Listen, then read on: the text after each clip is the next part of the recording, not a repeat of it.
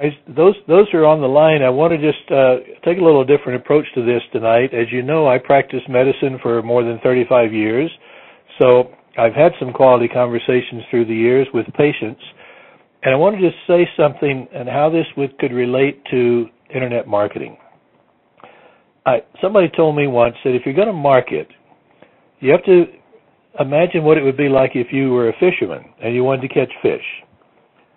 And so the secret to that is to not think like a fisherman, but think like the fish. What would the fish want?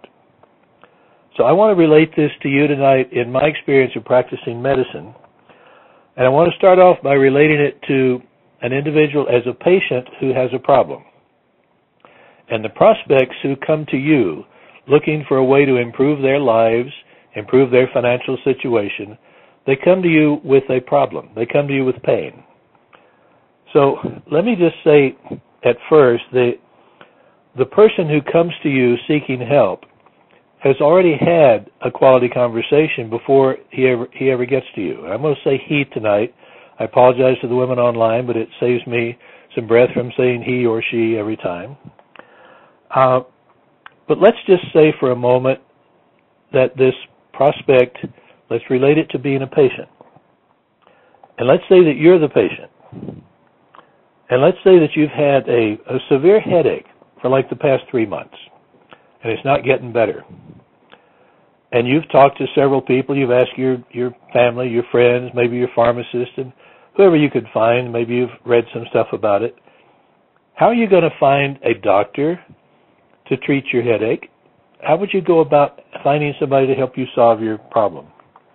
I think you'd ask people. You'd check the reputation of doctors they mentioned, maybe word-of-mouth advertising. It's always good. Check the yellow pages, newspaper, magazine. Maybe you see an interview on TV with somebody. You get a name from somebody at a service club, Kiwanis Club, or Lions Club. So how do you check his credentials? Training, background. How do you know this is a doctor you want to go to? What's the number one source of information today? This is the internet age. You go on the internet. You put in his name. You put in where he trained. You put in his office address. And you get the information. You check his, what we call the curriculum vitae, the CV. Where did he train? How old is he? Was he married? Where does he live? How long has he practiced?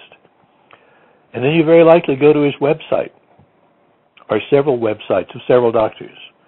And you look at their photos, and you see their staff and the description of their office and the location.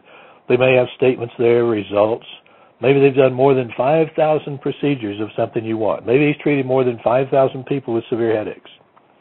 You see if it's professional, if it's well done, and something will resonate with you about one particular doctor. So, you've already had a quality conversation with yourself, just like any prospect, and you haven't even seen the doctor. Before you ever met him, you've moved forward based on information that you've already gathered. You're hurting and you need help. And you're searching for the right person to help you. And you've made a decision. How does that relate to marketing? Well, you want that decision confirmed. You want to know that you made a good decision when you get there, don't you? Your prospect has done the same thing before it ever puts in an application or becomes a lead in your system. They've checked you out. They've seen your ad. They've seen your websites. Was it well done? Was it professionally done?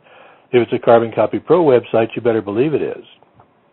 But you're looking for somebody to reinforce your belief that a solution exists, and then somebody who will show you how to stop hurting. Your prospect is doing the same thing. So let's say just for a moment that you go to the doctor. It's an uncomfortable situation. You go there, you wait for maybe for an hour, you finally get in the office, the nurse comes in, says take all your clothes off and put on this stupid paper gown, and you sit there for another 20 minutes freezing. And let's imagine this for the moment. The doctor comes running into the room and says, boy, are you in luck today. I just want to tell you about something. I have got the new stop smoking patch that you're going to love. It only costs $300. Best thing since sliced bread. And if that's not what you want, you look like you're a little overweight, I've got a weight loss injection for $2,000, guaranteed that you lose 20 pounds a month. Now, if you want to do even more, I can offer you some cosmetic surgery. I've got an arrangement with a plastic surgeon. You can get your nose, eyelids, and face done for only $99.95. Is that amazing? What would you do? If you had any sense, you'd get up and run out of the room. That doctor's not interested in you. That doctor's interested in taking your money. So what's the difference if a prospect, a lead, or an applicant comes into somebody's system, and the first call, this person, instead of saying, what's wrong with you, why are you here, says, let me tell you about the black box. We've got the best thing, the black box. That gives you live training calls every week. It gives you access to the full system. We've got websites, autoresponder emails, Pro-U courses that are the best it's ever been, pro sales, pro training. And if you can get this for only $5,000, you get for only $10,000, and you're going to get a 40% commission. And it's just, what's that prospect likely to do? I would run. So what do you want if you're the fish and not the fisherman? What do you want when you go to your doctor and you tell him you've got a severe headache? Wouldn't you like him to say, what's going on, Tom? Why are you here? Where does it hurt? Really? How long has it been hurting? Do you have any idea what may have started it? What have you tried that hasn't worked? He listens. He listens to you. He takes the time to get the facts and then to examine you and look at your situation. And then he'll discuss with you a plan of treatment. And it's a plan of treatment based on proven success because he's a professional. He knows what works. He has the experience that you don't have. That's why you came to him. What you've been doing hasn't worked. You're there asking for help. So he's going to do something different because what you've been doing didn't work. You have to change it. You have to do something different. So he's going to interrupt the course of what you've been doing. Maybe with medication, maybe a prescription, maybe surgery. How does this relate to marketing? Somebody first has to change what they've been doing. Their first step is to purchase a black box. Get the black box and see what's in the back office. Go in there and learn about it. And as you, as a marketer and as a professional, when a prospect comes to you, you're going to explain that. You know, what you've been doing isn't working. You're not making money. You're not successful. Let's do something different. Get your black box. That's your first step. See if this is right for you. Let's see if it'll work for you. Let's try this. It works for others. I can tell you scabs of stories that it's worked for other people. I think it'll work for you based on what you've told me. Go step by step and tell them, I'll help you. I want you to learn about the internet. I want you to learn about marketing. Go in and get the proactive course. Let them walk you through the back office. Do it one step at a time. And you're going to say, I want you to also eliminate some problem behaviors. The doctor's going to do that too if you're there with a migraine headache or a severe headache. He's going to say, what you've been doing hasn't helped you. Let's eliminate some problem behaviors. Put you on a specific diet or a diet change. No diet sodas, no aspartame. By the way, number one cause of migraine headaches is aspartame in diet drinks. If you're smoking, he's going to suggest you stop smoking. Maybe eliminate some caffeine and junk food. How does that relate to marketing? Same thing. You're going to eliminate things that you've been doing. Maybe if you were in MLM, you've been trying to recruit friends and family, and it didn't work. You joined the NFL club. That means no friends left. They see you coming, they turn and run from you. Maybe you've been selling real estate or trying to, and you haven't sold a house in the last 2 years. You're going to have to change that. That isn't working. Maybe you have a corporate job that isn't working. You've been downsized, or you pushed off the corporate ladder. I often remind people of Einstein's definition of insanity. Most of you know it. And that's doing the same thing over and over and expecting a different result. Doesn't work. So you have to change things. The doctor's going to tell you, if you're there with your headache, that you need to work on some personal development. The problem that you have is not simply from one thing. You're going to have to change multiple things. Change your patterns. This is the same with prospects who come to you with a problem, a financial problem. Change your pattern. The doctor will tell you to exercise more, sleep better, improve your general health. You're going to tell people, I want to talk to you about some inspirational study. Take some courses. Take the courses in the back office, the Pro Why, the Pro Training. Read some books. Listen to tapes. Go to live conferences. Be at the Master Marketing event. Be there. Participate. Learn. And the doctor will tell you with your treatment you have to have realistic expectations. This may not get well overnight. He's going to tell you what to expect with the treatment. But it'll be worth the wait and the effort. And if you have confidence in that doctor, you're going to believe that. You're going to do what he tells you. And he's going to tell you, have the end in sight. Picture the improved you. You will be pain-free. This is going to work. You're going to do the same thing with your prospects. And then he'll schedule follow-up appointments to make sure things are working. He'll keep progress notes.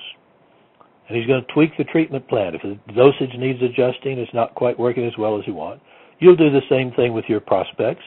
You'll evaluate their business plan, do a call, check their income goals, see their ad placements, what are they doing, what kind of articles are they writing, watch them, listen to them. And what's the secret? The secret of the follow-up is to genuinely care. When a patient comes back to see the doctor after a couple of weeks, it's the same when they come back to see you after they've joined your team. You care. Say, hey, it's nice to see you, Tom. How's your wife? How's your daughter? She get that award in school? Did you take that fishing trip you've been dreaming of? Guys, this is a live, breathing person with a heartbeat and feelings and concerns just like you. And that's what this is all about. The doctor's going to gather updated information, see what's going on. Has it worked? Are you feeling better? How's the pain now?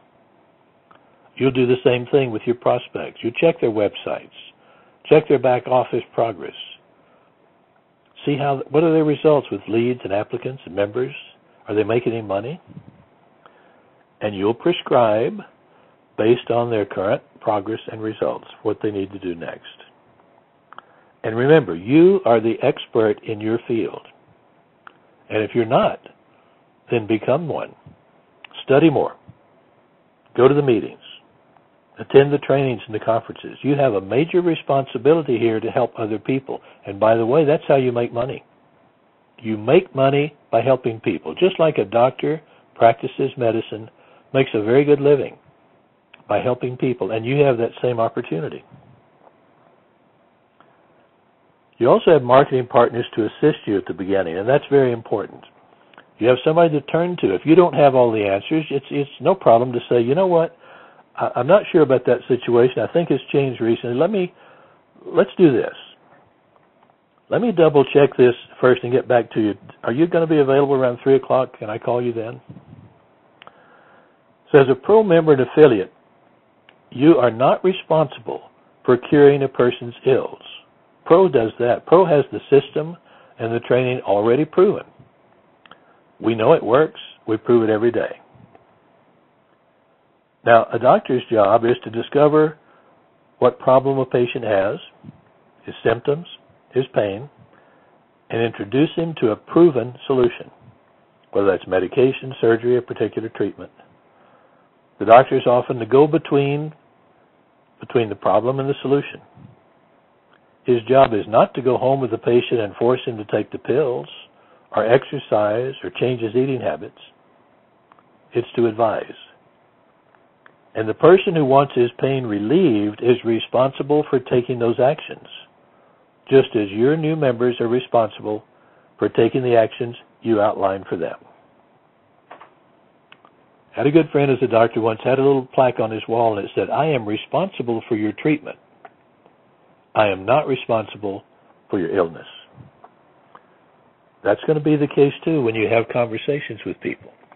And we're going to talk about some of the conversations very quickly, but I want to set the stage of the comparison between someone coming to you with a problem, and it's very little different from when I practiced medicine, when someone came to me with a problem, whether it was a headache or a symptom or whatever it might be.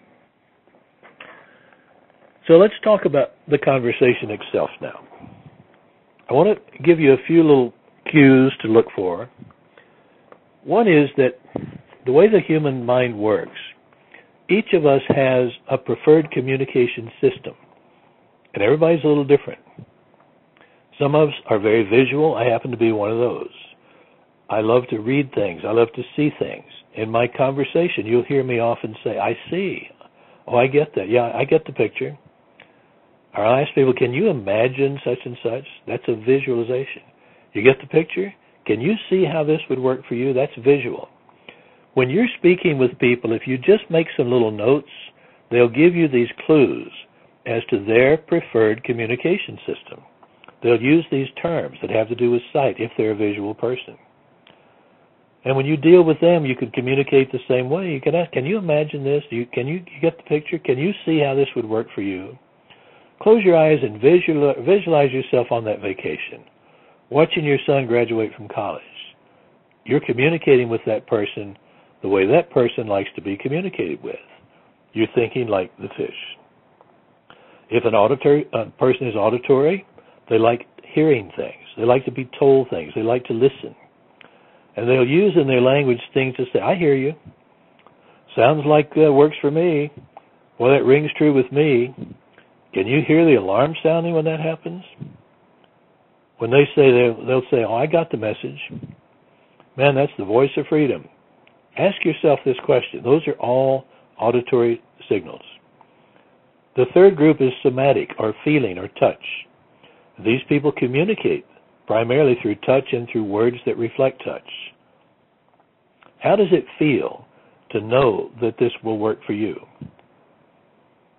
They think in terms of love, fear, tenderness, something you feel, sadness. Oh, it makes me feel terrible when I think about this business didn't work. Oh, I'm going to feel so good when it works again. I want to get in touch with my feelings on this. I want to grab onto this opportunity. I want to hold it. I want to wrap my mind around it. I want to get close to it. Those are somatic. So listen to those little cues and feed them back. Communicate with the person. It's like if somebody came in and they're speaking Greek and you're speaking English, you're not going to communicate very well. You'll make very few sales. But if you learn to speak Greek with that person, you probably will. That's like Lena Bjorna, who speaks several languages. She has a team that she's built up in Norway and Sweden and Switzerland and throughout Europe because she speaks their language. You can do the same thing. And people who speak English use these three: visual, auditory, and somatic means of communication. The other thing is to learn to relate to their concerns. And if somebody comes in and says, you know, gee, I really had this issue, and I have a hard time believing this or whatever, I want you to remember and write this one down. Feel, felt, and found, the 3 F's. And the way you address somebody's concern, oftentimes, if it's true, is to say, you know, I understand exactly how you feel. When I first started this business, I felt the same way. But as I looked into it and I gathered more information, I found that it really does work for me. So I understand how you feel. I felt the same way. But as I looked to it and investigated, I found the following. People love that. If you take issue with somebody, they come in and say, I think this is multi-level marketing, and that just doesn't work. And you say, oh, you're dead wrong. My friend, it does work. You just lost them. You have to agree with them first. Let them know that you relate to their concerns. Yeah, I understand that. I felt the same way. I understand how you feel. I felt that way, but then when I checked it out, I discovered that that isn't my experience. And that's another nice thing to remember. If somebody's critical, oh, I heard this was no good. I heard it didn't work. I heard this one fellow told me it was a ripoff. What's your answer? You know, that sure hasn't been my experience. In fact, what I found was, and then you tell your story. And oftentimes you have to agree with people. If they're really upset, you know, somebody says, you know, so many of these darn internet things are scams. Agree with them. Say, man, you're right about that, and it makes me furious. If they're angry, you get angrier. It makes me furious when I hear about them, because some people don't even bother to check. They paint legitimate business like ours with the same brush. Meanwhile, here we are helping people succeed and make good money, and meanwhile the entire Internet's getting a bad name. That just isn't right, is it? Want to bet they'll agree with you? I want to point out one other little quick thing, and this. Remember that whoever, and by the way, if there are any married men on the line tonight, you already know this. Whoever asks the questions is in control of the conversation. Remember that. Learn to ask questions. I'll give you an example. What are you thinking about right now? But by the way, did you see that tornado in North Carolina yesterday on television? Any of you see that? Now what are you thinking about? You're thinking about what I just asked you. No matter what you were thinking about, I just changed the direction that you were going. Did you hear President Obama today announce that our troops may invade Mexico tomorrow? Any of you hear that?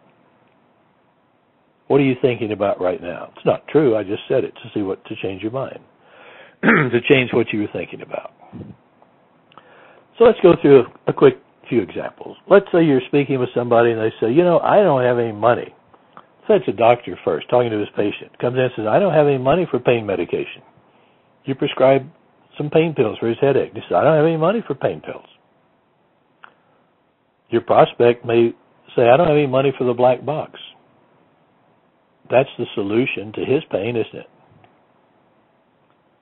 I might say to them, remember, whoever's asking the questions is in control of the conversation. It's directing the person's thoughts. So I might say, do you really want relief? Or did you just come to me to please someone else? I mean, you just told me you had a severe pain in your head. You just told me you had a severe financial issue. And now you're telling me you don't have the money to fix it? Are you serious? Do you really want relief? Or did you just come here, to pass the time of day? You didn't have any place else to go. And I might ask them, why do you want to be successful, if that's their issue? Besides yourself, who would benefit from your success? Are you married? Would your wife benefit? Do you have children? Would you like to see them educated? Ask them that question. Who would benefit besides you? Most people will do a great deal more for someone they love than they'll do for themselves. I might ask them, aside from the obvious financial benefits, like a better home, nicer car, not having to worry anymore about your bills, how would you feel knowing that you set an example for your son to show him that he can do anything he wants in life, that he can live however he wants and work at something he enjoys? Is that important to you? You better believe it is. I might tell somebody, if they say, I don't have any money for the black box, you just told me that you're hurting really bad financially. What are you willing to do in order to relieve that pain? You could say the same thing if they came to you with a headache. You just told me that your head hurts really bad. What are you willing to do in order to relieve that pain? I might say, to give you an example, let's say that someone had their hands around your throat and they were strangling you, and they cut off your air.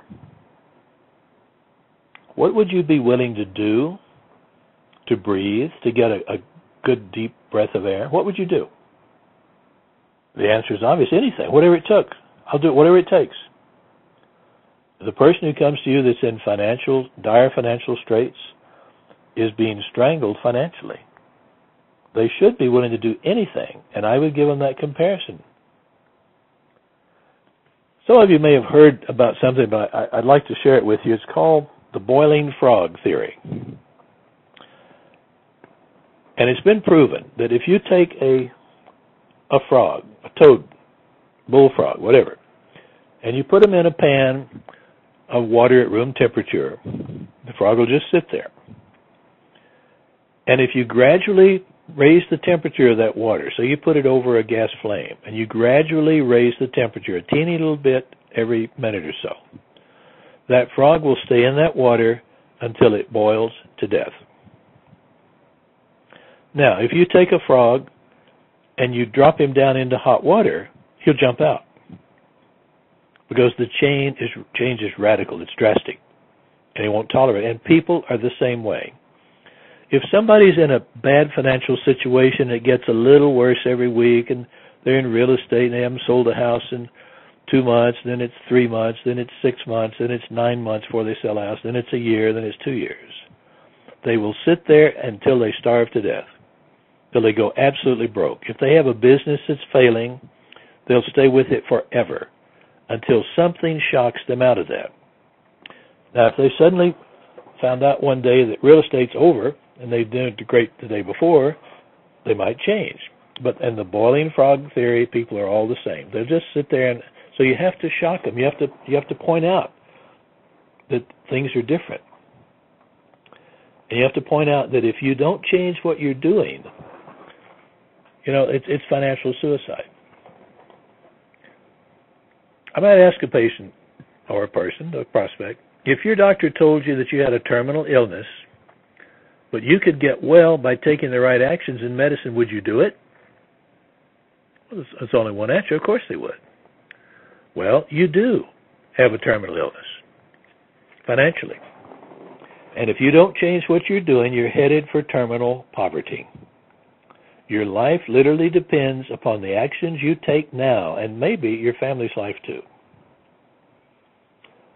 A good question to ask somebody, do you know anything about trading? And they'll say, well, I know a little bit. No, not much. I know a little bit about trading, yeah. Okay. Would you be willing to trade something with less value in order to get something of greater value? That paints a pretty good picture, doesn't it? Yeah, of course I would. Would you trade a $20 bill for a $100 bill if you know they're both good, they're legitimate bills? Yeah, of course I would. Okay. Would you trade a $20 bill today for a $1,000 bill next month, 2 months from now? Yeah, probably. Yeah, that's a good deal. All right. They've just told us they don't have any money, right? I would say, can we take a look maybe at what you currently spend every day? Would you make a list for me?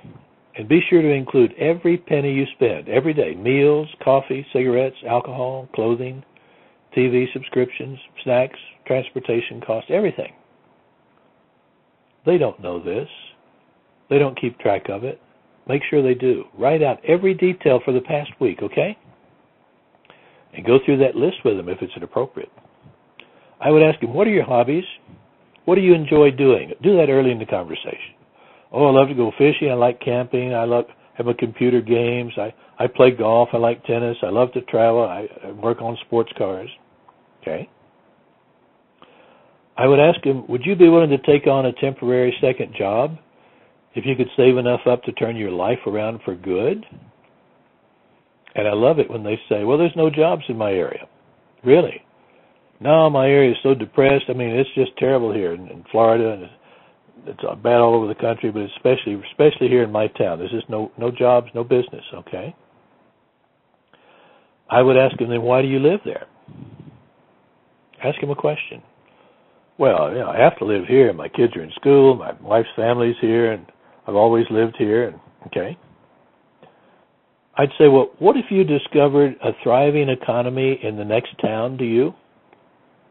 It's just your town that's depressed. What if you discovered that, man, they're doing great in the next town, 5 miles away, 10 miles away? Would you commute to go over there and work? Or maybe move over there? Well, yeah, of course. Okay. Would you be willing to open a business? If you're going to start a business, would you rather start it in that new town where it's thriving? Or would you rather start it where you are right now, where you can't get a job and can't find work? Oh, I'd rather start a business there in the new town. Okay. Would you be willing to start a business about 3 feet from where you are right now if you knew that area was thriving? It's a good economy? 3 feet? What are you talking about? Your computer. You probably sit about 2 to 3 feet from your computer, and that's the internet. And there's 1.6 billion people on the internet today, and that economy is thriving. We're doing great on the internet. So yeah, you may live in a little town where things are depressed, you can't get a job. You're 3 feet from the most thriving economy in the world today on your computer. And I can show you how to do it. I would ask that person, I'd find out a little bit about them. What do you currently do if you're out of work, let's say? What do you do every day? Tell me about your day. Do you get up every morning and shave and shower and get dressed? Put on a suit and a tie or a jacket and tie maybe? Have you scheduled interview appointments from the day before? Do you search online every day, search the newspaper? Do you go cold call on businesses to see if they might hire you? Do you make a list of 10 friends every day and ask them for references or referrals? If not, why not? You tell me you're dying financially. Are you serious? Do you really want to improve your situation, or are you just kidding yourself? You're trying to make yourself look good for your wife. If they ask about the application process in our company, I would say, well, let me ask you something. Would you apply for work in Donald Trump's office? Would you go in there first looking like a bum? Or would you clean up a bit? Would you expect to put in an application? Tell them a little bit about yourself? Why not do the same wherever you are? Why not apply here? A lot of questions you can ask them. Have you considered credit unions in your area? Have you talked to any of them? Have you applied for a home equity loan or a credit card advance? What we're talking about here is buying the black box. It's not a lot of money. Who among your family or friends would like to see you get out of debt and really make something of yourself? Get them to answer that. Oh, my wife would be so proud of me. My dad he never thought I could do anything. He'd be so proud to see me be a success. Good. Have you asked him for any money? Not a personal loan, a business loan. You're starting your own business. You can show him that people are making a great deal of money doing this, and we're going to show you how. Would they help you do that if they know you're serious this time? Let's go back to what I asked them about their hobbies. I did that for a reason. And I asked them if they like to trade something of value. Something of lesser value for something of greater value. Do you own a car? You told me your hobby is riding bicycles. Do you have a bicycle? Your hobby is, bodybuilding. Do you have sports equipment there? Do you have a motorcycle, an RV, a boat? Have you tried to refinance any of these or sell them? No. Well, would you trade something of lesser value for something of greater value? I would ask him, can you imagine how it would feel to never again have to worry about buying a home or a boat or an RV, whatever their passion is? To be able to afford the one you really want instead of settling for second best? How would that feel? Can you see yourself in that picture? Can you imagine what people would say? Can you imagine what you'd tell your wife? See, I just covered how they feel. I just covered the picture, what it would look like, and I just covered the auditory response of how it would sound, what they would say. And I would ask him, have you ever heard the saying that if you want to make new money, you have to acquire new skills? Then I'd ask him, by the way, how are your old skills working for you? You already know the answer. They wouldn't be here. If they were making all the money they wanted from whatever they used to do, selling real estate or traditional multi-level marketing, they wouldn't be talking to you. They wouldn't have put in the application. They wouldn't have left their name and email address. So ask them, how's that working for you? I've always done this. I always research things, and I'm very careful who I do business with, and I don't just trust just everybody. Oh, that's good. Good for you. I understand that. I used to feel the same way. I understand how you feel. I felt that way. And then I started looking into it, and I found that there are people you can trust, and there are people who tell you the truth. In fact, I found one here at Carbon Copy Pro. This is a company that you can believe in. But I would ask them, how are your old skills working for you? You've done that all your life. How's that working for you? I also sometimes ask them, are you a fearful person? I mean, are you kind of scared of life? Are you afraid of a lot of things? And occasionally people will be honest with you and say, yeah, they're afraid of some things. Most people will say, no, I'm not afraid. Not afraid of anything. Okay, well, that's good. I'm glad to hear that. And I would say, what are you afraid of right now that's holding you back from moving forward? If there wasn't something you were afraid of, you'd move forward, right? The human body only knows two reactions. It either moves back or it moves forward. It doesn't stand still. And if you're refusing or telling me you can't afford to buy a black box or a silver membership or a platinum membership or whatever it is, what are you afraid might happen if you did that? What are you afraid of?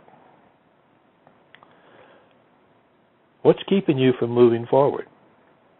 Are you afraid of failure? Well, what if I do this and it doesn't work? Are you afraid of success? What if I do this and it does work? Then I'm making so much money, I got to figure out what to do with it, and all my relatives are going to come want some of it, and I'll probably have to work harder than I want to work. That's fear of success. Are you afraid of losing your money? I only have a little bit of money. What if I lose that? You afraid of criticism? Yeah, John, I told you that wouldn't work. You're a failure. Is that what you're afraid of? Somebody's going to criticize you? What about your kids? What about your wife? What kind of home do you live in? Are you about to lose your home? What kind of car are you driving? Is it paid for? Aren't you tired of that? I would ask him, what are your chances of success if you don't take new action or learn new skills? What are your chances of success if you keep doing what you're doing? Give me a percentage. They'll be honest with you. It'll be pretty slim. So they'll say, yeah, but what if it doesn't work? Okay. What if it doesn't work? I ask them, let's go there. Tell me, what happens if you do this business, you spend $395 for a black box or $40,000 for a black membership, and what if it doesn't work? What would happen? Well, I'd look like a fool, okay. And then what would happen? I mean, you just go inside and close the doors and curl up and die? No, I wouldn't do that. Okay, well, what would you do? Well, I'd look for something else. I'd probably have to go get a job. Okay. So what kind of job would you get? Well, I don't know. Okay, well, then what would happen then? Well, I'd have to start over. All right. That's not the end of the world. You could start over. So it doesn't work.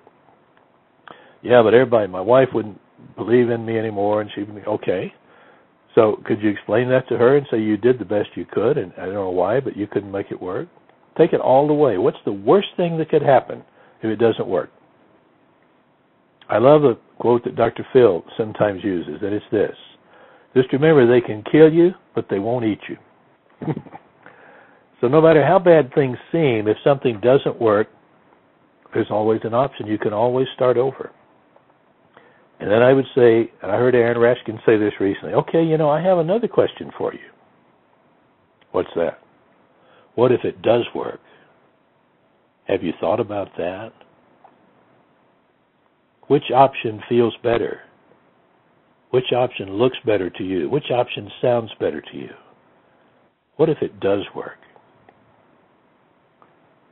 And what are your chances of success if you don't try it? Zig Ziglar used to say, I don't know about in your state, but down here in Florida, let me just ask you this. How much commission do they pay on a sale that you almost make? So you have to try things. That person has to be willing to try it. Ask them the questions. Ask them the hard questions. And I get to the end of my little presentation, if I'm doing one, I'm mainly asking them questions. I don't do a lot of talking. I get them to talk. I'm talking about them because my conversation is about them. It's not about me. I don't spend any time telling my story. I want to know their needs, their desires, their requirements, and see if I can help them. So the big secret to a quality conversation to me is to listen and to genuinely care. That's how you have a quality conversation. You're not talking, you're listening. Ask them about them. And create and have a genuine interest in them. Ask them questions. If you go to a party, some people say, I hate social events. Why? I'll never know what to say. I'm embarrassed. That's because they're only thinking about themselves. If you go to a social event and you're genuinely interested in the other people there, you go up and meet somebody, you're not saying, okay, I'm going to meet you and I'm going to tell you I'm an internet marketer and here's what I do and gosh, I hope I could convince you to join my business. You're going to have a terrible evening. Go up to that person and say, hey, nice to see you. Boy, I really like that dress you're wearing or that sweater you got on. What a neat tie. Where'd you get that? Really? You got good color sense. By the way, what do you do? That's interesting. How long have you been doing that? Are you married? Do you have family? Tell me about your hobbies. Get all the information you can about that person. And at the end of the evening, that person is going to say, I met the most fascinating fella at the party last night, that social event. He was just, I talked to him all night. I can't believe how interesting he was. In fact, I got his name and number, got his card right here, wrote it down. I can't wait to call him. I want to have lunch with him tomorrow. Because you are a great conversationalist.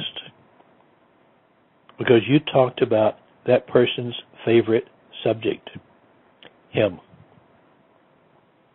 That's what he's concerned about, him, his life. That's what he wants to talk about. That's what he's interested in. And that's what you were interested in. So you must be a wonderful person too. And eventually what's that person going to say? Tom, you are so interesting. I really enjoy being with you. By the way, what do you do? And you tell him. You say, well, Greg Davison tells him, says, I show people how to create their dream lifestyle. That's his answer. Greg, what do you do? No, I show people how to create their dream lifestyle. That's it. Or they go say, well, how do you do that? I show them how to market on the internet.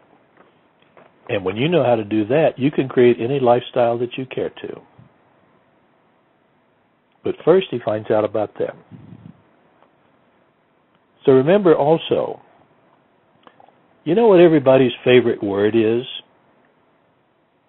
Yeah, just in general answer. What is everybody's favorite word? Their name. Remember their name. Repeat it.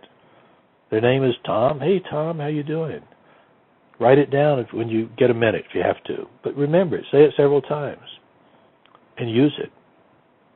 People love to hear their own name. You're validating them. You're acknowledging that they exist.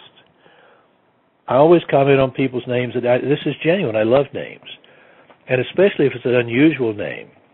And I often ask it, how'd your mama come up with that name? Because that's where it came from. That is a beautiful name. How'd your mama come up? Is that a family name?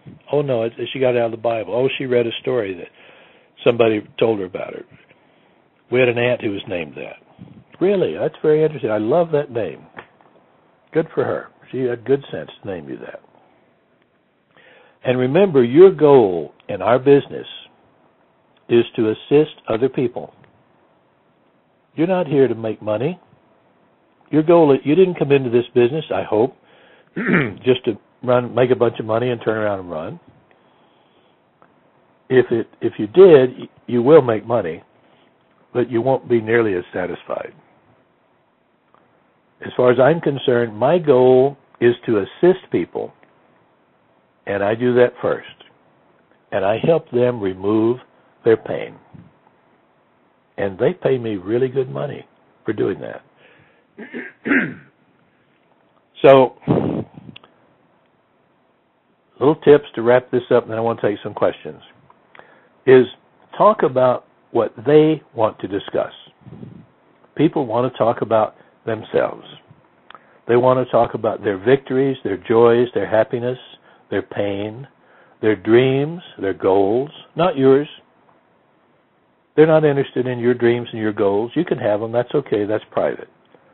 And you can talk to other people about those.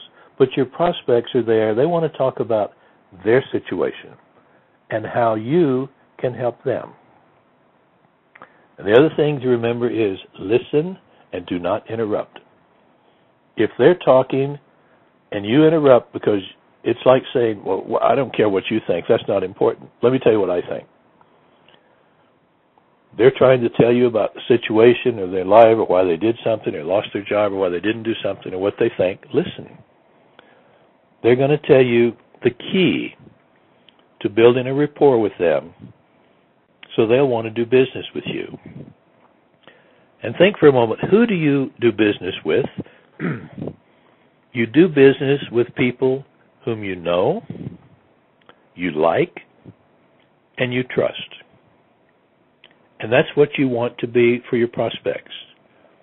You want to give them enough information about you that they know you.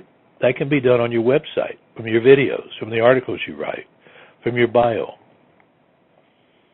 You want to make them like you, so you want to be like them. What do you think that word comes from? Oh, I like him. That means I am like him. He is like me. I like him. I like people who are like me. Excuse me.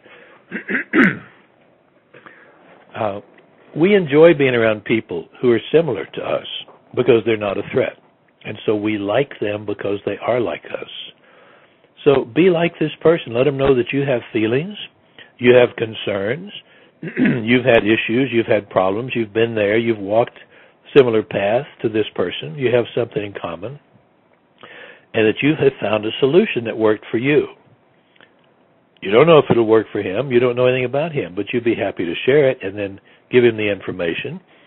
I always tell people, my job is to get you the information that you require to make a decision. It is not my job to make a decision for you. My job is to let you know what has worked for me and for others and see if it'll work for you. But that's your decision. I had to have a sip of water. About ready to open up the lines. If the operator is there and is available and you have some people in queue, we're going to take it quickly. But as practicing medicine, I would say only after you gather all the information you can, you've taken a history, you've found out why they're there, what hurts, how long it's hurt, what they've tried, what worked, what didn't work. You examine the situation, you examine their situation, you do whatever studies you need to do, and then you recommend a solution. And you simply offer the solution and let them decide if it's right for them. You don't force a treatment on anyone, and you don't force a business on anyone. You make yourself available to help them any way you can. And when you do that, you're going to do a lot of business. Do we have an operator available? Hi, my name is Bernadette. I'm your operator tonight. I didn't understand it. Was it Bernadette? Correct. What a beautiful name, Bernadette. How'd your mama come up with that name? I don't know. It just came to her. Just came to her in a dream, huh? Well, I bet you were like a dream when you arrived too. So God bless you and her. Thank you. Bernadette, do you have any questions for me? Yes. Our first question for tonight will be coming from David. David, please go ahead. Dr. Charlie, David in Arizona. Hey, David in Arizona. How you doing tonight, my friend? I am fine, sir, and how are you? It's the best day of my life. You've heard JJ say that. I'm coachable and trainable. Absolutely. This isn't a question. It's a comment. This was probably, or not probably, one of the best calls that I think I've sat in on. And the tone of your voice and the temperament is just absolutely perfect for what we do. And as I said, I just wanted to comment that this was one of the best calls that I've sat in on it, and I wanted to just thank you for that. David in Arizona, God bless you for saying that, and thank you so much. I can't tell you what it means to me to have people say that they get something out of me sharing some of my experiences. At age 75, I've had a few experiences, and some good, some bad, and I learned something from each one of them. But thank you for saying that, David. You just made my day, and I really appreciate it. Dr. Charlie, we've sat next to each other at a couple of events, and I will certainly say hi to you in Phoenix in next month. I look forward to it. Thank you. Please do that. And all that you do for the community. Thank you, sir. I'm honored to do it. I love this community, what it's done for me. By the way, I don't know if you just heard, you hear that little ding-dong sound as you just started to speak? I just sold another application.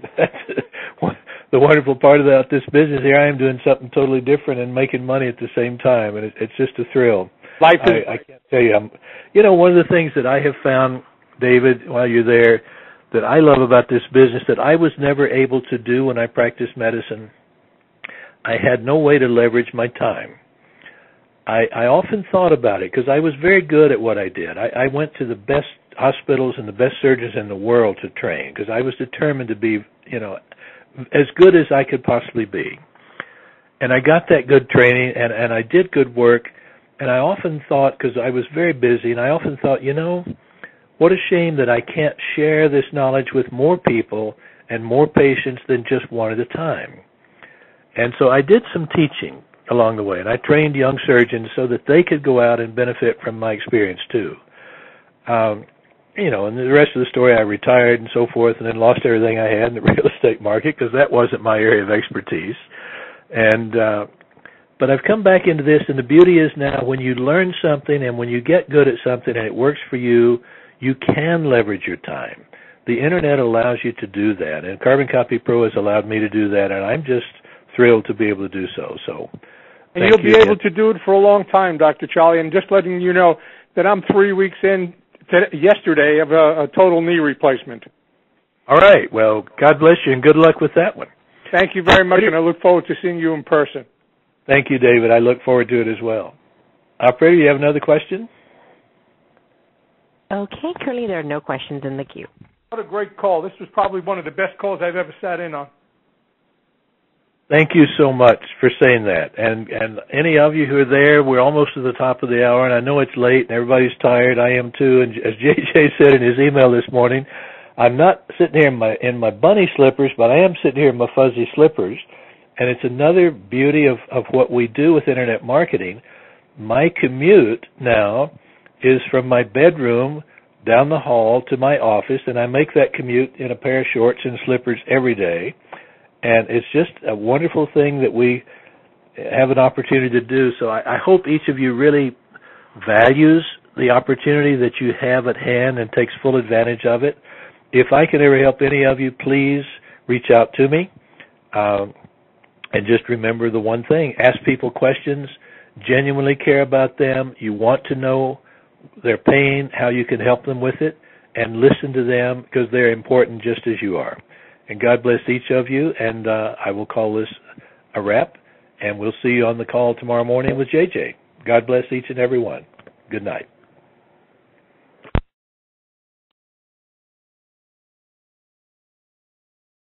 Appreciate everybody that was taking time out of their family and their life tonight to jump on this call. This is a great call to be on. We're going to continue our conversation here in the community about having a quality conversation with your leads and apps. And we're going to go ahead and get things going because tonight's speaker needs no introduction. He's an inspiration to us all, and if you were on the last call, you understand just exactly how much. Within 16 months now, he has gone from being probably one of the best surgeons in the world to being one of the best internet marketers in the world, and he did it with no experience. He came into this with determination and a desire to learn a new skill, to earn new money, and, this guy is really a mentor to me, and I look up to him in more ways than one because he's taller than I am. But, Dr. Charlie, how are you doing tonight? Hey, Matthew, I'm doing great. How are you, sir? I'm the best day of my life. I'm so excited to host a call with you. It just makes me just jump around the room. Well, I'm excited, Matthew, as well, and give Christine a big squeeze for me as well. And you're both very special people and leaders in the community, and I appreciate you being here and all you do for us. It's my pleasure, our pleasure, definitely, and we look forward to seeing you here in a couple of weeks. Absolutely, I'll be there. Let's just talk a little bit tonight. First, I am so impressed to hear all the people on the line calling in from all around the world, and that's very exciting for me. The nice thing about people, no matter where you live in the world, we're all the same. And I've practiced medicine for many years, as many of you know. And what I found is that we're all the same. We're all the same on the inside. We're all the same the way we think. We're all the same. We have different values because we've been raised differently. But we all basically want the same thing. We want to be loved. We want to be accepted. We want to be free. Those of us, especially in our country, in the United States, that's a big thing for us and the other parts of the free world. We want to be able to make our own decisions. We don't want to have things forced upon us. We want to be respected. We want to belong. We want to be part of a group. The biggest fear that people have, basic fear, is that of isolation, of being thrown out of the tribe, if you will. It started back in primitive times when we all had to band together in order to survive. We were out there, or our forefathers were, fighting the elements, fighting the weather, fighting wild animals, fighting wild tribes of people, people trying to kill us. So we banded together, and that's very important today, and that goes really deep to the primitive part of the brain. So people are afraid of criticism because criticism is a form of being ostracized or thrown out of the group. People are terrified of being criticized, so they're afraid to move forward sometimes. You know, what if I fail? What if this doesn't work? What if my wife tells me I've failed again? What if my parents say, oh my goodness, you're never going to amount to anything, you failed again? So all these things come into play when you're dealing with people in an opportunity that you have, and as far as I'm concerned, we have the best, certainly one of the best, if not the best, as far as I'm concerned, it's the best or I wouldn't be here, opportunity for people to change their lives, for people to step out of the rut that they may have gotten into for whatever reason. Things change. The world is constantly changing. We know that. I mean, good Lord, in 75 years, think of the changes I've seen with the Internet and computers and all the things that I didn't know anything about. Growing up, I didn't know anything about it until 16 months ago, quite honestly. But we can adapt and we can learn. I like to tell the story, and then we'll get into the quality conversation in a minute. Let me say something very quickly, too. I'm going to ask those of you on the line to start writing down some questions now that you would like to ask me about conversations perhaps that you've had with clients, with applicants, with leads, about the business, and let the operator know, dial *0 to let the operator know that you're available and would like to go into the queue and ask them questions, because I want to make this mainly a question and answer session tonight. But to finish my thought, I was going to say that people adapt to change somewhat slowly. If somebody's been, for instance, a real estate broker, a real estate agent for the past several years, at one time in our country at least they were doing extremely well. They were making a lot of money. They were selling 3, 4, or 5 houses a week sometimes, maybe more. And then the market changed in a lot of places. And maybe those same agents, they were just as good, their skills were just as good as they'd ever been. But because the market changed, then they started selling maybe one house a week, or maybe one house a month, and then one every 3 months, or one every 6 months, or one every year. So their income steadily went down. They hadn't changed. They hadn't adapted to a new situation. The situation changed around them, and the world's always changing. So there are a lot of things that will come up in when you're talking to people about the fact that they may need to acquire some new skills. I had to do that. Matthew mentioned I was a surgeon. I was a very successful surgeon. I trained other surgeons for several years as well. But when I retired, went into a different situation, invested in real estate, which was not my area of expertise. Market collapsed around me, lost pretty much everything I had that I'd acquired over the years, and so I needed new skills. My skills, as valuable as they had been at one time, were no longer in demand. I was 73 and a half years old when this happened. And there weren't that many people running around looking for a surgeon at age 73 and a half who hadn't operated on anybody in the past 12 years. So I turned to the Internet, and I got lucky, and I stumbled across Carbon Copy Pro. I looked at several other businesses. That Carbon Copy Pro is not the first one I looked at. It's the best one I looked at.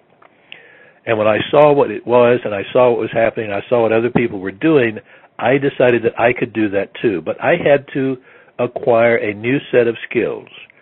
And that's what this business is all about for most people.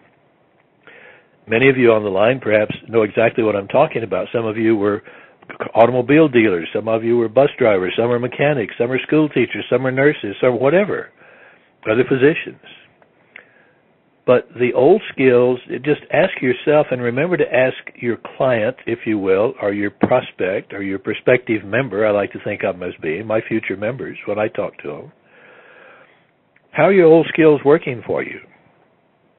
People don't want to change. They're going to say, oh, but gee, I've been doing real estate for 15 years. I'm not going to change now.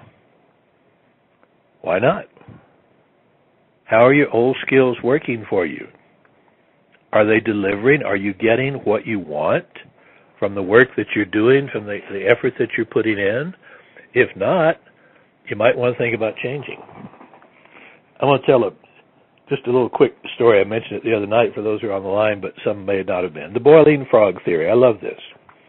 The theory is that if you take a toad frog and you put it in a pan of water, room temperature water, the little frog will just sit there.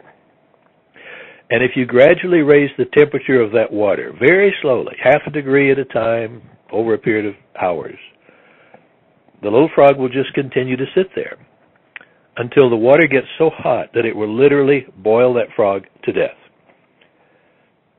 We get used to our surroundings. We get used to the way things are, and it's not comfortable to change. It's scary to change. Now, if you take a frog and you drop him down in hot water all at once, the little frog will jump out because it's a radical change. And people tend to do the same things. And when you're speaking with your prospective members, they don't really want to change, guys. They would like to stay exactly where they are, doing exactly what they've been doing all these years. They just want a different result. They want it to work for them. Einstein told us that years ago. He said that his definition of insanity was continuing to do the same thing over and over and over and expect a different result. Well, that's human nature. People are resistant to change because they get comfortable where they are. And once they get comfortable, they don't want anything to change. They don't want you to change. If your family is saying, what are you doing, you crazy internet marketing? This is ridiculous. You've always been a school teacher. You've always been a whatever. They're afraid for you to change because then they will have to change. They'll have to adapt to the new you. And they don't want to do that. So very selfishly, they're telling you, I don't think you ought to do that. It may not work. You better be careful of that.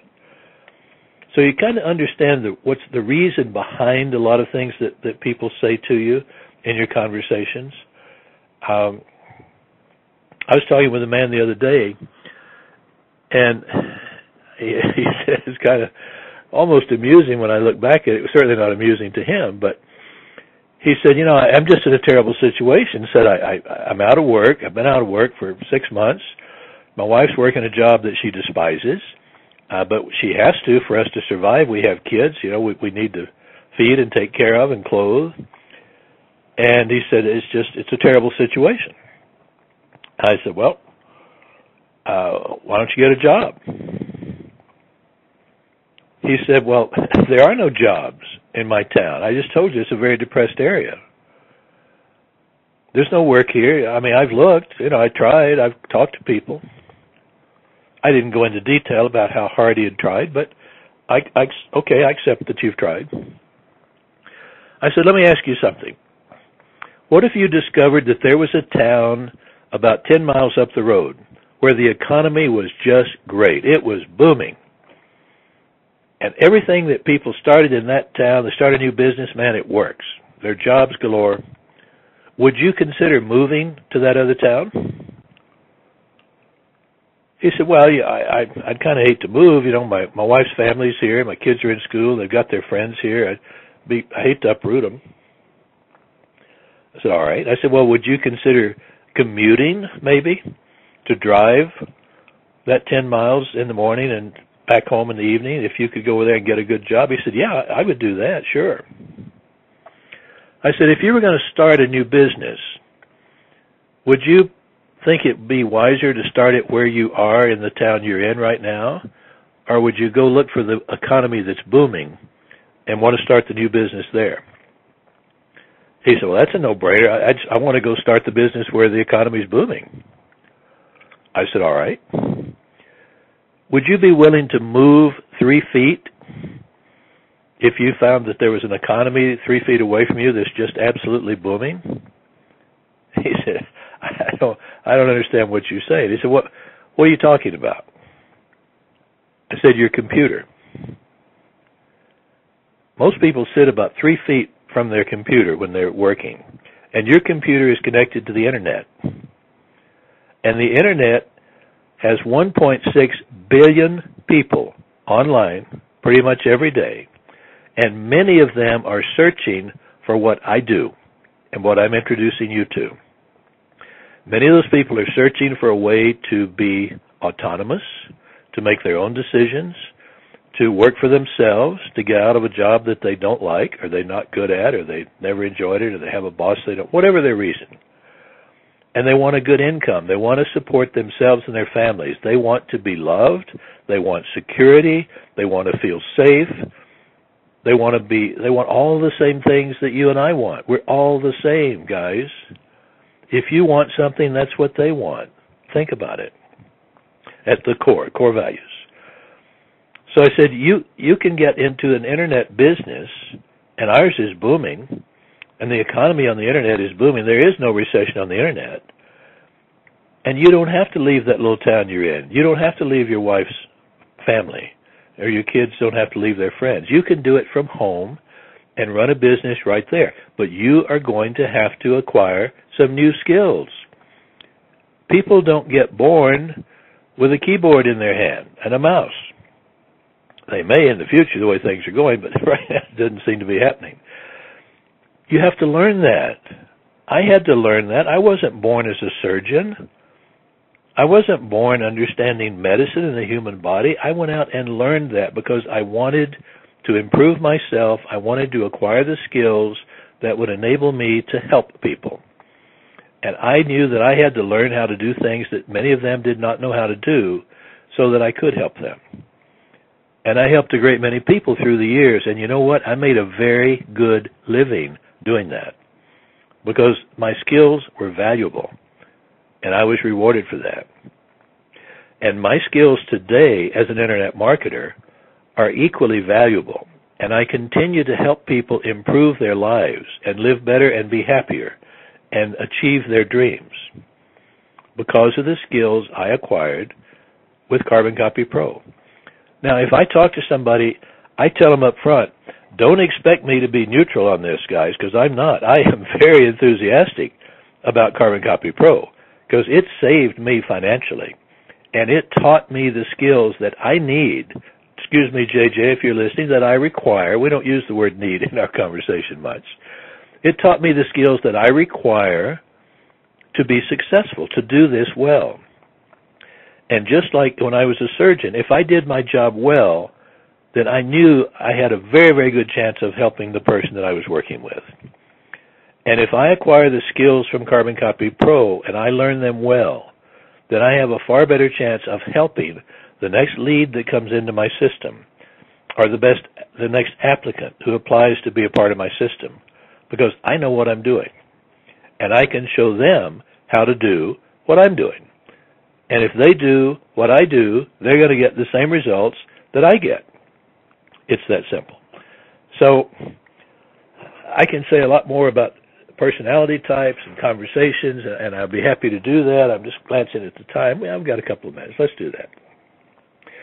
I didn't mention this on the call the other evening, but there are many different ways of categorizing basic personality types, and we all have some little mixture of, we're not all any pure one or the other. But personality types, basically there are four. And some people refer to them by colors, and that's a good way to remember it, but I just refer to them by the names that I learned originally. You have the amiable personality type. The amiable personality type is the person who, they don't like to make waves. They just want everything to be friendly and smooth. And if you say, you know, Betty Jane over here disagrees with Mary, the amiable personality will say, well, you know, that they're probably both right, and I can understand that, and maybe we should have a meeting and discuss it, you know, for the next 3 weeks, and we can see if we can't come to some agreement where everybody's happy. That's what an amiable will do. And then there's the outgoing personality type. I call him the cheerleader. The cheerleader personality type is the one that was a cheerleader in high school. Man, they're rah-rah, jumping up and down, doing backflips. They want to have fun. They're not interested in details. Don't tell me the details of your business. Is it going to work for me? Can I work at the beach? Can I take trips? Can I travel? Man, when I make it all that money, I bet I can play golf anywhere I want to. I can go to ball games. In fact, let's go have a party right now because I want to tell all my friends about this great new business. That's that personality type. And when you're talking with them, you have to speak their language. That's the whole key to this. You want to communicate with people in the same language. There are people on this phone tonight who speak many different languages. I wish I could speak your languages. I envy people who speak 4, 5, 6 languages. I think it's wonderful. I don't. but I can speak with the different personality types. That's 4 different languages right there, and that's important. If somebody is speaking Spanish and I walk in and all I know to speak is English, there's a very good chance that I'm not going to introduce that person to the business that's right for him or her, because I can't speak the language and I'm not going to explain it well. So if you're talking to the cheerleader type, remember that. And you can tell, you just listen to little cues of what do you like, and you ask them what sports do you do, what do you enjoy, what are your hobbies, and they'll tell you, oh man, I love a good ball game. There's nothing better. I wouldn't miss my ball games on Sunday, and I love a good party, and all my friends come over and we grill out. That's the person you're going to say, if you're working for yourself at home and you're working on the internet, you can do anything you want. You work for yourself, man. You can take your computer. You can go away for a weekend with a bunch of friends on a camping expedition or fishing. You take your computer with you and you work right there. And, it's just a party. It's a blast. And when you're making good money, think about the boat you can have, the people you can take out, all the fun you can have. That's what that person wants out of life. There's the pragmatic personality type. And the pragmatic is kind of a mixture of most of the others, but the pragmatist is one who's very practical. And they just want to know, how does it work? What do you sell? How much money can I make? It makes sense or it doesn't make sense for me. That's it. There's no fluff, no hype. Give me the bottom line. What will I be doing? What products will I market? How long will it take to learn it? How much can I be making? What's the investment? Good. Okay. And they will make a decision. And the pragmatic personality type makes decisions very quickly and changes them very slowly. So once they get the information they're seeking, they'll make a decision, they'll act on it, and they'll move forward. And they're wonderful business people, as a rule.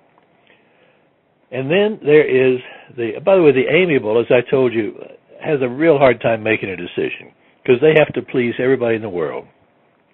And that amiable, you tell them about the business, tell them how it works and all that, and they say, well, I don't know if my wife's going to like that, or my husband, or my mother, or my sister, and gee, I really ought to check with my boss because I'll be quitting. I have to quit the job where I am, and I kind of feel bad about that. And I really ought to discuss it with my boss first, and on and on and on. It'll take them 6 months to make a decision.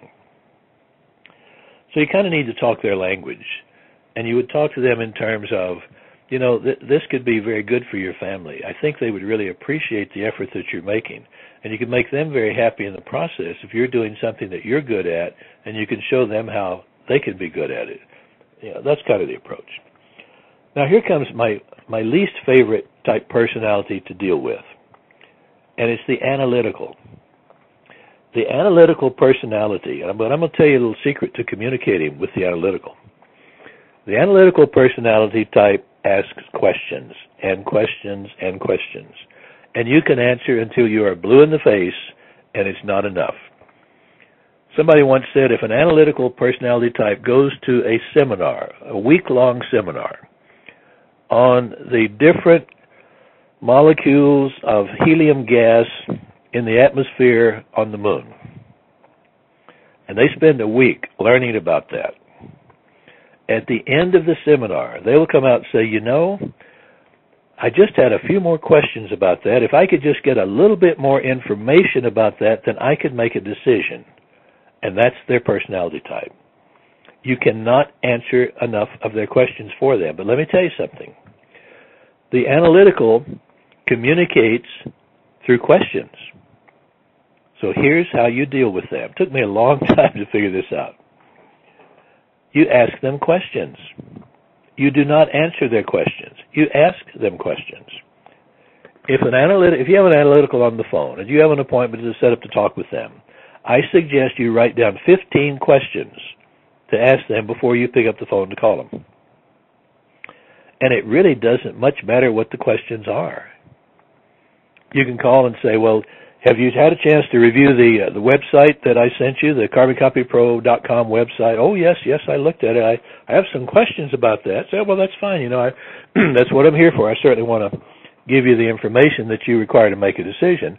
But if I may, let me ask you something first.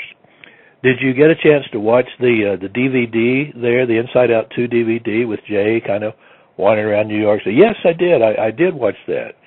And I may make a comment and say, well, that's wonderful because that's who we are. And that you saw right there, our leader, our founder. And that's his personality. He's don't you, and then ask him, don't you think, didn't he look very real to you, very authentic? Oh, yes, I thought he looked very fine. Okay, good. Now, did you also read the paragraph there that explained about the black box? Yes, I did. I had a couple of questions about it. Well, no, that's fine, but let me ask you something first. Did you read all the attributes there, that all the things are in the black box? Did you read about the live training calls that we have every week? What did you think of that? Get their answer. Oh, it was great. Did you read about the archive training that we have in the back office in the black box? Well, yes, I did read about that. I had a couple of questions. Oh, well, and I have one for you. How many archive calls would you think you could probably read or look at or watch a webinar per week? How many hours a day do you plan to give this business? 2, 5, 10? Okay, you get their answer. It really doesn't matter what the answer is. You ask them the question. And you continue, and you ask them your 15 questions. When you finish talking with that person, they're going to walk away and say, this person really cares about me. That's the first person I have talked to in ages who really answered my questions, who really gave me the information I've been looking for. That is the type of person I want to work with, because you communicated in a language that person could understand. They're very, I don't know the exact percentages. I think analyticals are something like 20% of the population, maybe a little less than that. They are very, very difficult to deal with if you don't understand where they're coming from. Once you do understand their mode of communication, they're very easy to deal with. And you simply talk to them in their language. You ask them questions. But remember that, because some of them will absolutely drive you crazy. They'll call and they'll ask you 38 questions, and you'll answer every one of them, and they've got 5 more. And you just want to sometimes pull out your hair until you remind yourself who you're dealing with. And you say, oh, Dr. Charlie told me this, analytical, let a little light bulb go off, analytical. And you sit down and you write out quick 10 questions, 15 questions, and you ask them. And they'll say, oh, thank you so much. I really appreciate that. All right, well, let's see what's happening here, guys. Operator, we have an operator waiting for us and on the line? Yes, sir, this is the operator. And what's your name? This is Don. Hey, Don. I'm Dr. Charlie. Very nice to meet you, sir. Nice to meet you, too, sir. We appreciate you being here, Don, to help us tonight. Do you have anyone in queue to ask any questions? I don't. One moment, please. Okay, first question comes from Collins. Collins, go ahead. Hey, Collins. How are you tonight?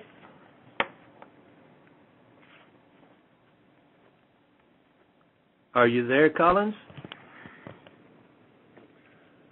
Operator, we seem to have a little connection problem. Okay, next we have Sherry and Roy. Sherry and Roy, go ahead. This is Sherry. Hello, Dr. Charlie. Is it Hello? Sherry? S-H-E-R-R-Y? That's it. Just Sherry. like the wine. My question is not actually on the conversation itself, but it leads up to the conversation. And what I'm wondering is, when you can't connect by phone with your leads or your apps, how many times do you try to get a hold of them before you give up on them? Or do you? Well, I don't know that I'd say I give up on them, Sherry, but that's an excellent question, and it's something we all encounter. I have an explanation for why it happens often. There can be many reasons for it. It may well be that somebody's just very busy, they're working, they've got a job, they have children at home, they have all the responsibilities, and sometimes they can't answer the phone. But just out of common courtesy, anybody can return a call. So I think if you get a voicemail when you call 2 or 3 times and there's nobody there, leave a pleasant message, a brief message. And my initial message to every new applicant who comes into the system, I send them all a text message immediately, as soon as they come in. And my text message says, your name is Sherry. I will say, Sherry, call me ASAP about your Carbon Copy Pro application. Charlie, 727-512, da-da-da-da. That's it. And I wait for them to call me. Ah, so you don't try to call them again. You just let them give you a call back. My first thing is I send them a text message. Now, some people don't use text messaging, and I allow for that. But most people do today, certainly in the U.S. So the text message is not saying who I am, what I want. It says, call me. They've just put in an application, and they get a message that says, call me as soon as possible about your Carbon Copy Pro application. So they call. Right. And when they do call, I tell them, because I don't want to have a great lengthy conversation with them right now, I want them to go to the Carbon Copy Pro website and read the information and watch the videos, because Jay Kubasek has done a far better job of organizing that material than I could ever do. So I want to let him do, and the system do the job for me. So when that person calls, I invariably say, gee, Sherry, I really appreciate you calling back. I know this is very important. I'm just headed into a meeting, so I only have a couple of minutes, but I really want to go over your application with you quickly to see if you qualify to be on my team. I have positioned myself right there. Mm-hmm. I'm in charge of this conversation. I'm in a hurry. I'm a busy person. You've applied to be on my team, and I want to see if you qualify. And I start asking them questions. I say, I have your application here right in front of me. I noticed that you're X age, you're doing this, your occupation is this, you're making this amount of money. That application that we have for Carbon Copy Pro is a stroke of genius. It gives us an amazing amount of information. And I ask them questions, and I say, well, I see here that you're making X amount of money, and you says you'd like to make that amount. Can I ask you why? Because to me, why you want to work with me and why you want to do this is more important than anything else. What is your why? If they don't know what I mean, I explain it, and I listen. And they'll tell me, well, I don't like my job. My wife's having to do a job she didn't like. I have children. I want to get a good education for them. I'm about to retire, whatever the reason. And if they sound like a reasonable human being, then I tell them, you know what, I like what I'm hearing. Let's do this. I don't have time. I know you must have 1,000 questions, and I don't have time to answer them right now, as I said. But let's do this. I'm going to send you an email right now, and the subject line is going to say action plan and due diligence. And I'm going to ask you to follow the instructions in that email. It will take you to a different website that you haven't seen before at carboncopypro.com. And it's going to explain our business, and it should answer pretty much all of your questions. But I want to set up an appointment because I know you'll have a few additional questions, and I'd like for us to speak for about 15, 20 minutes tomorrow. And would you be available late morning or mid-afternoon tomorrow?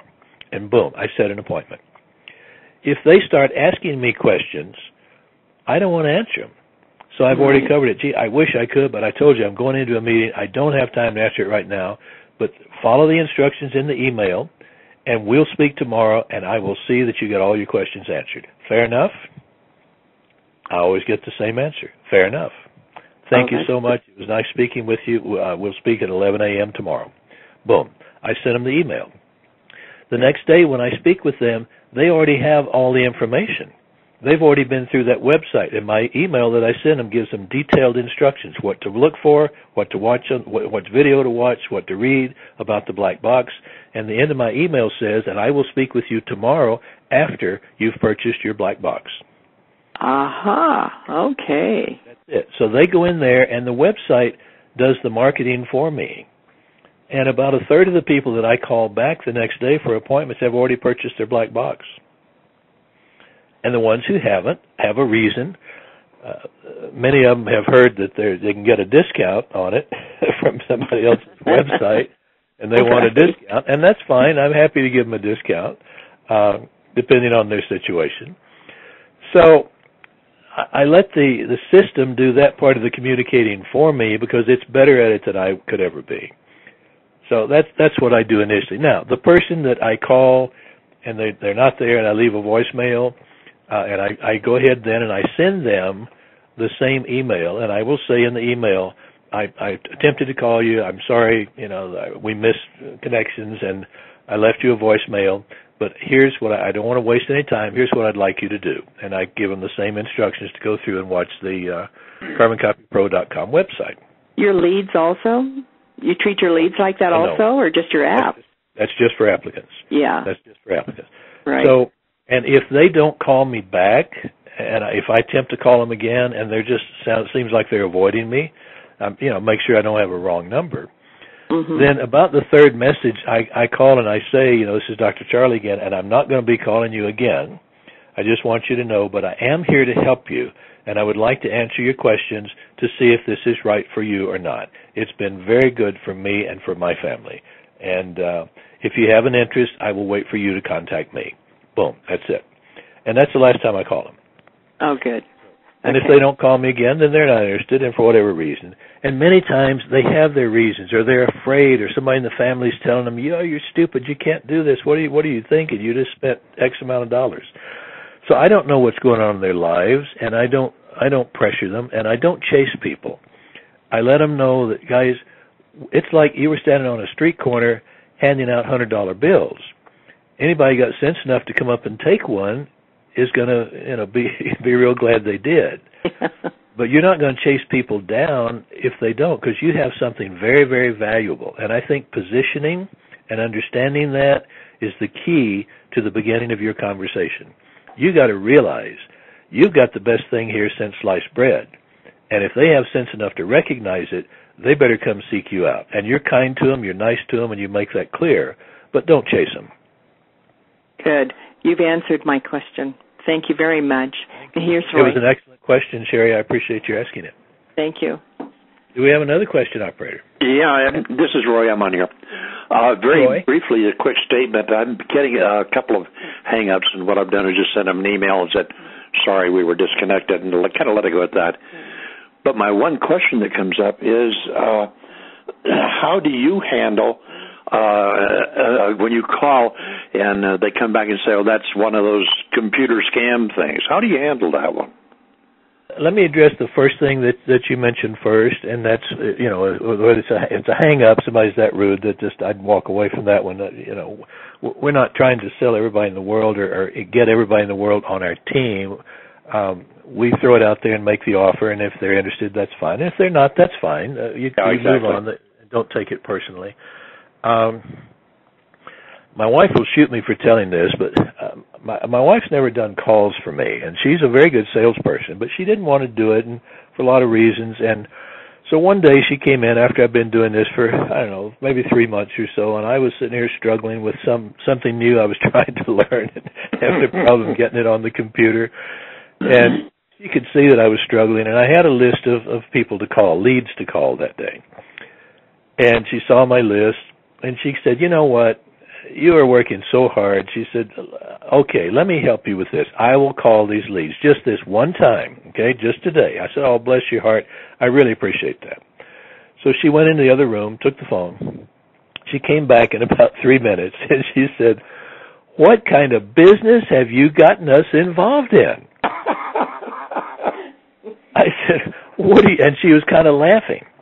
I said, what are you talking about? She said, well, this very first name on the list said, I called this gentleman and said, he answered the phone, and I said, hello, I'm Debbie. I'm calling from Dr. Charlie's office. And he said, F you, F you, F you, and slammed the phone down in my ear. And she had a good sense of humor about it. I said, well, sweetheart, there's one thing about that is it can only get better from there. If that's your initial call, I promise it will get better from there. So we had a good laugh about it. Turns out later I found out that same man does that all the time. He calls on every business opportunity, every ad. I ran some ads in USA Today at one time. He called on one of them. He does that to everybody. He's nuts. So you just have to understand that. And I said, bless him and release him. I don't know his situation, what's going on in his life, but God bless him, and I'm not going to worry about it. Anyway, I just wanted to address that. Now I forgot your other questions. That's part of being said. What do you do with the internet scam accusal? Say that again, please. What do you do with the computer internet scam accusal? Somebody I love accuses you of being an internet scam. Yeah, I love that. I tell them, oh, man, I know exactly what you're talking about, and you're absolutely right. There are just tons of scams out there, and I get furious, especially if they're a little upset. If they're a little bit angry about it, I heard that scam. I get angrier than they are. I say, if you think that makes you mad, how do you think that makes me feel? Because here we have a legitimate business. We're really helping people. We're making good money from home. We got good, honest people of integrity running this company, and we're painted with the same brush of those people out there that are running all those scams. I just don't think that's fair. Do you? Absolutely. That's a great comeback, and I like that. Yeah, and you get there, what are they going to say? Well, no, that isn't fair. I said, boy, it sure is, and I'm tired of it. I'm so glad you picked up on that, too, because you're clearly smart enough to know when one's a scam and one's not. Good. And we're not. But, that's it. That's the way I approach that. Appreciate it very much, Doctor. We had lunch with you in Vegas, and we'll have lunch with you again in Phoenix. I look forward to it. Take care. All right. Thank you. Don, we have another question. Yes, sir. Next question comes from Clint. Clint, go ahead. Hey, Clint. Hey, Dr. Charles. It was really great meeting you over in Vegas. Thank you. You really helped me out a lot,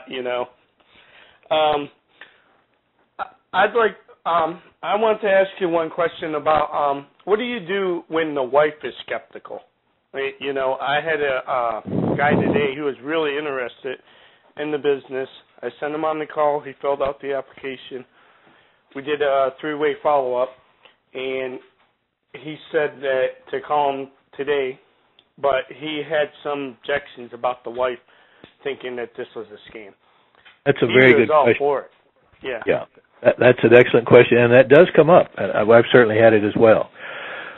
My approach to I've done a couple of different things. I typically say whether it's reversal, I had a lady yesterday is the same thing, except it's in reverse. My husband doesn't want me to do this. But if it's that, if it's the wife who's skeptical, I say, well, boy, I sure understand that because my wife was very skeptical when I got started at this. And I will say, is your wife available? Can you maybe 3-way her in, or can we put her on a conference call right now? Because I'd like to speak with her. I respect her opinion too. And they usually will, and sometimes they're sitting there. And I introduce myself, and I thank them, and I say, I certainly respect your skepticism. I felt the same way. Remember I said, if you were on the call the other night, the feel, felt, found formula, I would tell them, I know exactly how you feel, because at one time I felt the same way. But as I looked into it further and I gathered more information and got some facts, what I found was, so I know how you feel, I felt the same way, but once I got the proper information, and I don't call it that, but I say once I researched it and got my facts, I found that this is a very legitimate business that works extremely well for me and for my wife, and I will include her. And on occasion, I've had my wife, if she was available, come in and get on the conference call with me and just say hello to the other wife. And what she would say is, oh, I know exactly how you feel. I felt the same way because I didn't know anything about Internet marketing, and neither did my husband. He was a doctor. He didn't know anything about the Internet. But this company taught him what he needed to do. He's worked very hard at it. It's not a lottery ticket. It's not a scheme. But if you apply yourself and if you simply don't quit, you cannot fail. You have all the tools that anyone could require to be successful, and it's up to you to apply those tools. So if you're willing to do that and put forth the effort, you will succeed. So whoever is the other party, I try to remember sometimes to ask a person, will you be the one making the decision on this? Because if they put in the application, I assume they are. Or are you going to have to discuss it with, a spouse, wife, whatever? And if they say, oh, no, well, I discussed everything with my wife, I'll say, well, I think that's marvelous that you're in this together and you support each other. Can we get her on the phone right now? And if not, I'll say, can we reschedule for a time when she is available? And I've done that. And I think it comes down to showing respect for that family unit and for the fact that the one does respect the other's opinion and include them in the conversation and let them know that you respect that. And that you realize they're talking about a business for their family that can move their family forward, and she absolutely should have a say in it.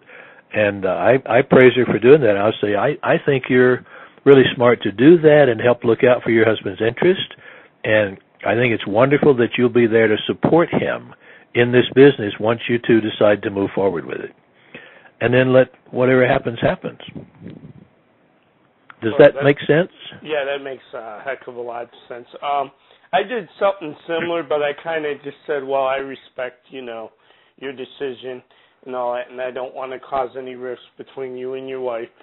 And it's a lot better, I'm single, so it's kind of, I'm just trying to think in a, perspective that if I were married, I don't want to cause a rift between you and your wife, and I'll do follow-ups with you. Well, I think if you want to call me back or you need help on anything, just give me a call. I wouldn't leave it at that because they're not going to call you. If you leave it, in my opinion, and I may be dead wrong, some people may, but I try to get an answer right then. Anytime I've ever left something like, it's kind of like walking into a car dealership and the salesman kind of wanders over and says, if you see anything you like, let me know. I'll be over here in my office. Well, whoever goes back in there and gets him, maybe you do occasionally, but so I don't much like the idea of saying, well, if I can ever help you, give me a call, because that's over. I mean, I tell them I'll just take you off the list. If you're not interested, I don't want to bother you, I'll just take you off my list. And sometimes when you try to take something away from somebody, it becomes more valuable. They say, oh, no, wait, don't take it away. I haven't decided that yet. I haven't made a final decision. And I don't hesitate to tell people, and I tell them, like if Lady Sherry asked earlier, if somebody doesn't return my calls or if I leave a couple of messages, I tell them, I'm not going to be calling you again. I'll just take you off my list. Oh, he returned the calls. He returned my calls and all that. It wasn't that. It's just that I got this feeling that his wife was just kind of driving the show, And that may be. So my suggestion would be to get her on the phone and talk to them both at the same time. And then at least you know what's really going on in the conversation and whether they may just be at odds with each other about something else and they're not going to agree on anything. And it may be that she has a very legitimate concern, and I would ask, have you done a business like this before? Have you tried any other similar things that haven't worked out for you? Is that why you're maybe a little more skeptical than you otherwise might be? And they'll tell you. Ask them questions. I had the answer to that. The answer was that pretty much they're tight on money, and she's afraid of them going further into debt. Sure, and I respect that, and I would tell them. Yeah, I would tell them up front. Yeah, and plus they have a brand new baby. And I did bring up the fact that, and that's what he wants, is more time for his daughter, basically. Then I would throw that right back as a question, and then I would say to the wife, I might word it like, I'm sure you can understand how important it is that your husband would like to have more time at home with you and the baby and also be earning a good income while doing that. Doesn't that make sense? So I would ask some questions like that and let her see, oh, yeah, that makes sense. Okay. Well, then, if he did decide that he found a business that he could do and it's a legitimate business, he's going to get the training and support, wouldn't it make sense to you to help support him in that and so that he can move forward and maybe improve not only your future but your child's future? I mean, what are you going to do when the child gets ready to go to school and you have to deal with educating the child? If you're already, having money problems now, what makes you think those are going to get better in the future? What are you currently doing to make that get better in the future? And if you found a legitimate opportunity where you could really improve your skills and make more money and spend more time at home, isn't that something you'd like to help him do? And I would leave it there. And then they're going to discuss that after the conversation's over. But that question is going to get repeated, and it'll get answered. And eventually that woman very likely will say, yeah, because what it comes down to many times, a spouse sometimes just doesn't have the confidence in their spouse that they will stick with it. They may know them better than we do. And the wife may be sitting there thinking, hey, this is the third thing this guy's tried and none of them have worked, and he'll stay with it for about 3 months and he'll quit because that's who he is. That's his personality. So I would almost try to force her to say that. I would keep asking questions. Well, what makes you think he can't do this? Do you not have any faith in him? I mean, they'd be pushing me to the wall before I would ask that question, but I would ask it if it came down to the point. And sometimes you need to just keep asking questions until they hang up on you. JJ said this morning on the wake-up call, he said a quality conversation sometimes is holding up a mirror in front of your prospect and letting them see who they really are. And you do that by asking them questions. And you're not doing it to be unkind or to be critical. You're asking them, what makes you think you can't make this work? Why do you think, if it's working for all these other people, why do you think it won't work for you? And let them answer that. And some people will tell you, I just don't have what it takes. Well, I don't know that we have time to go into that. That goes way back to their childhood. But I might ask them, why don't you think you have what it takes? And they may tell you, well, I've tried 3 other businesses, it didn't work. And then I would say, well, did you have all the support that you needed then? Did you have all the tools there provided for you to help you be successful? We do. We have those things. And they'll invariably say, well, no, I didn't have that. Or I had a sponsor who disappeared and the company never called me back. Whatever. They'll have their reasons. And you can say, well, that hasn't been my experience here. I think that's another good little response to things. When people say it's a scam or it's no good or I heard this was that or whatever, I sometimes will just say, that hasn't been my experience. I've been in this 16 months, and I've found it to be very reputable, and, and here's my experience. So without arguing with them, respect their opinion always and say, I respect how you feel about that, and that is your opinion, and I respect it. That hasn't been my experience. What I've done is this and that and the other. So I hope that helps. Operator, do you have another question? Yes, sir. Next question comes from Peter. Peter, go ahead. Hi, Peter.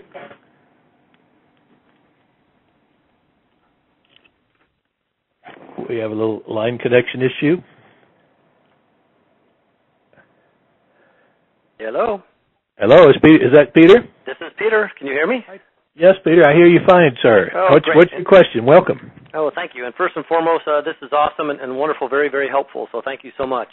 Thank you, Peter, for being here. It's you, the people asking the questions that are making the call. Well, without your responses, who knows? And I apologize. I was not able to catch the call last week, and I am looking forward to hearing it. So if any of this is repetitive, I apologize. I have a few quick questions I'm hoping we can just breeze through.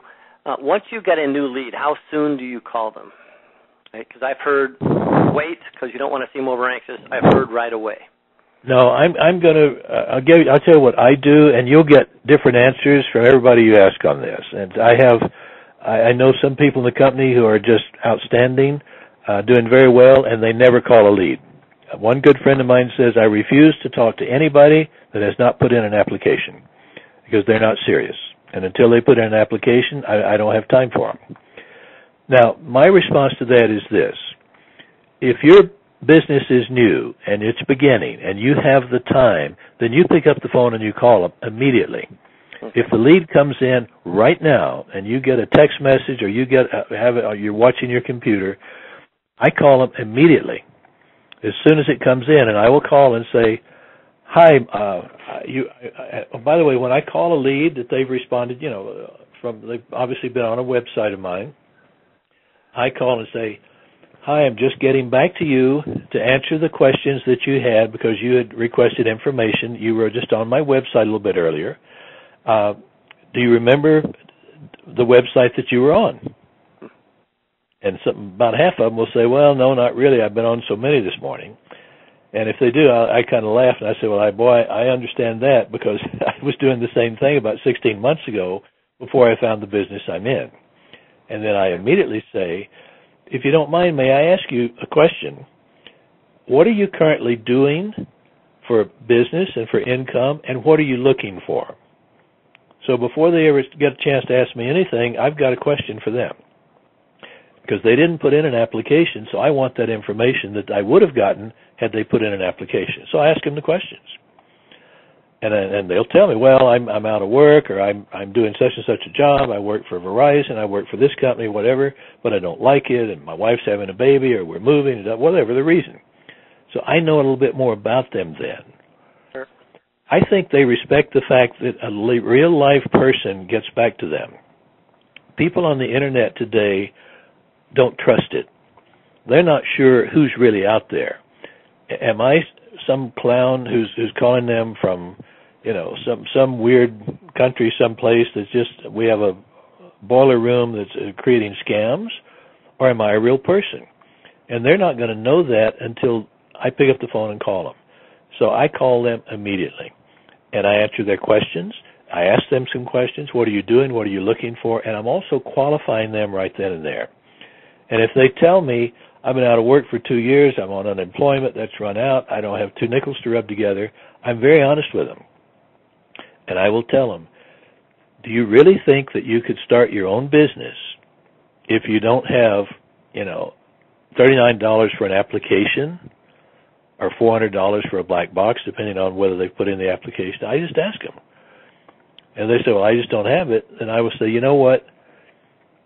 Have you considered getting a job and then save up the money to come back when you can purchase the black box, or come back when you have some money to invest in your business? We'll still be here. We're not going anywhere. We're here for the long haul, and we'd love to help you. And I may ask them other things. Well, do you have any other sources that could help you? Is there somebody who would benefit from your being successful in this business? Somebody in your family, a parent perhaps, a friend?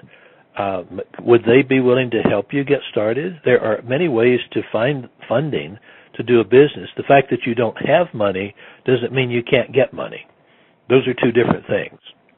Nope, absolutely. And so I ask them those questions. But a quick answer is I call every lead, and I call them immediately. Awesome. Now, I know there's supposed to be a text messaging we get. It doesn't seem, I keep getting a message. I've been sent a text. I've never gotten a single one for my applicants. But as far as the leads, is that possible to set that up for leads too, or is that over the top? I don't get text messages for my leads, no, and I don't think you can set it up. I could be wrong on it. They keep improving things in the back office. It's as amazingly good as it is. They keep making it better.